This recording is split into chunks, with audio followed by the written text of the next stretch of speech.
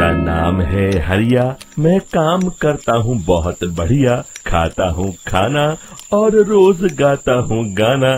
अरे यार, आज तो बहुत देर हो गई। इस खतरनाक जंगल को देखकर तो मेरे हाथ पैर ठंडे हो गए हैं। अगर मैं वक्त पर गांव नहीं पहुंचा तो मालिक बहुत नाराज हो जाएंगे।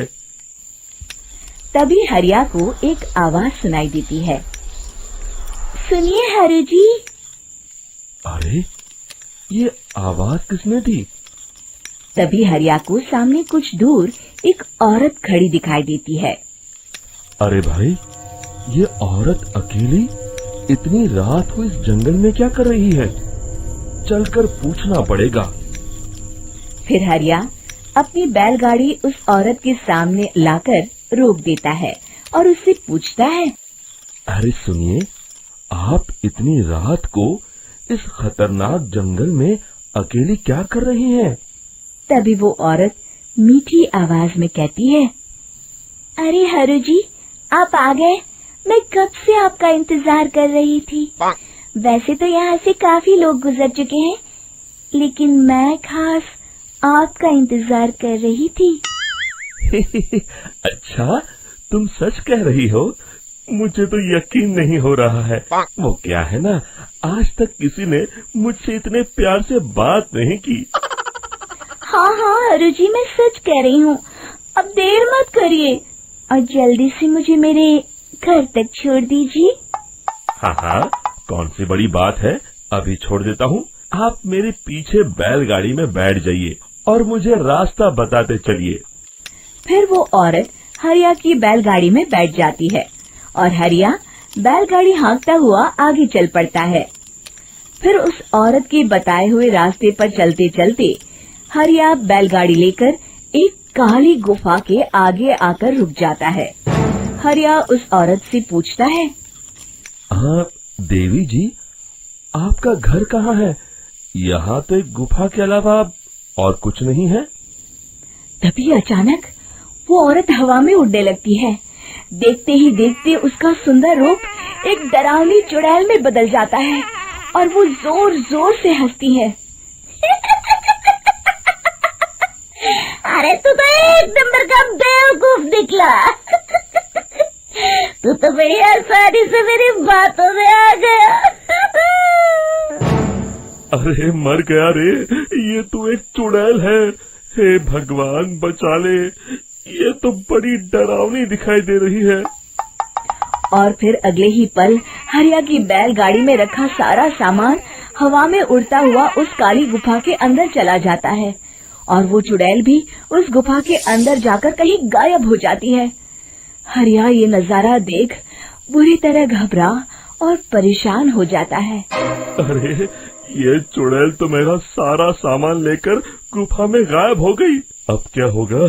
अगर मैं गांव खाली हाथ गया तो मालिक मेरी अच्छी खबर लेंगे। मेरी इस बात का कोई यकीन भी नहीं करेगा। फिर आखिर वही हुआ।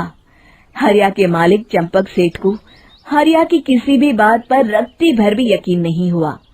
चंपक सेठ को लगा हरिया झूठ बोल रहा है और उसने ही लालच में आकर सारा सामान हड़प कर लिया है। फिर हरिया को बेईमान समझकर चंपक सेठ उसे काम से निकाल देता है। अगले दिन अपनी दुकान में परेशान बैठा चंपक सेठ गुस्से में बड़बड़ाता है। अरे, दुकान में तो सामान बिल्कुल भी नहीं है। अब मुझे ही शहर जाकर सामान लाना होगा। फिर वो अपनी बैलगाड़ी लेकर शहर चला जाता है। शहर से सामान लेकर जब चंपक सेठ वापस गांव लौट रहा होता है, तभी उसे एक आवाज सुनाई देती है। चंपक जी, ओ चंपक जी। अरे, ये तो कोई मेरा नाम लेकर मुझे पुकार रहा है। फिर उस रास्ते में वही औरत खड़ी दिखाई देती है। फिर क्या था, हरिया की तरह चंपक सेठ भी उस औरत के पास अपनी बैलगाड़ी लेकर जाता है और वो भी उसकी चिकनी चुपड़ी बातों के मोह जाल में फंस जाता है। फिर चुड़ैल उसे भी अपनी गुफा तक ले जाती है और उसका सारा सामान लेकर गुफा में गायब हो जाती है। बेचारा चंपक सेठ लाचार होकर खाली हाथ गांव लौट आता है। फिर ये उस जंगल में रोज की बात हो जाती है।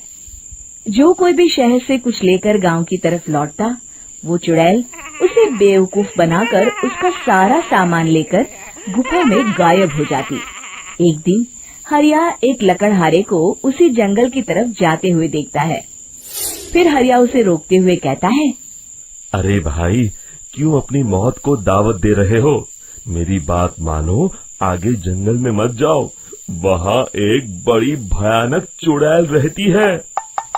लकड़हारा हरिया की बातों को नजरअंदाज करते हुए कहता है, अरे भाई, मुझे पहले ही बहुत देर हो चुकी है, मुझे जाने दो भाई। शाम तक लकड़ियाँ काट कर शहर के बाजार में बेचना है। तुम अपनी ये कहानी किसी फुर्सत में बैठे इंसान को सुनाओ, मैं तो चला। इतना कहकर लकड़हारा वहाँ से आगे जंगल की तरफ चला जाता है। फिर अगले दिन गांव के मुखिया के घर के बाहर बहुत सारे लोग जमा हो जाते हैं। तभी हाथ में कुल्हाड़ी लिए खड़ा लकड़हारा कहता है, अरे मुखिया जी, अब आप ही हमें बचाइए उस जंगल वाली चुड़ैल से। हमारा सारा काम तो शहर से ही होता है। अरे मुखिया जी, उस चुड़ैल की वजह से तो मैं पूरी तरह बर्बाद हो गया हूँ। हम सबको मिलकर उस चुड़ैल का कोई इलाज करना पड़ेगा। तभी भीड़ में खड़ा वीरा कहता है, आप लोग चिंता मत करिए, कल से वो चुड़ैल किसी को नहीं लूट पाएगी। मेरे पास एक बहुत अच्छी तरकीब है। तभी चंपक सेठ उसका मजाक उड़ाते हुए कहता है, अरे तेरा नाम वीरा है तो क्या हुआ? तूने अभी उस चुड़ैल को देखा नहीं है?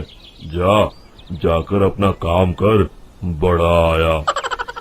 तब मुखिया जी कहते हैं, नहीं नहीं चंपक सेठ, मुझे लगता है हमें इस लड़के को एक मौका देना चाहिए।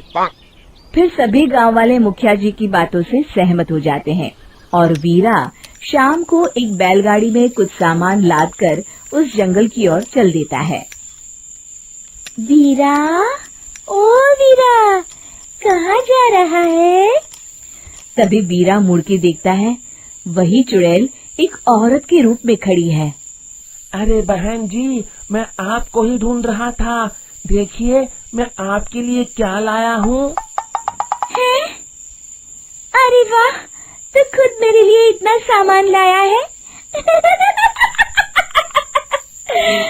तू ही अकेला गांव में समझदार है। जरा देखो, मैं भी खोल के, बड़े भूख लगी है। जैसे ही चुड़ैल उस सामान पर से कपड़ा हटाती है, एक भगवान शिव की तेज रोशनी उसके अंदर मूर्ति से निकलती है और चुड़ैल अपने असली रूप में आकर जलने लगती है। अरे मैं जल रही हूँ, बचाओ! बचाओ! ओम नमः शिवाय, मर गई मैं! देखते ही देखते वो चुड़ैल राख के साथ उड़ जाती है और सभी गांव वाले भी वहां आ जाते हैं। शिक्षा बुराई पे सदा अच्छाई की ही जीत होती है।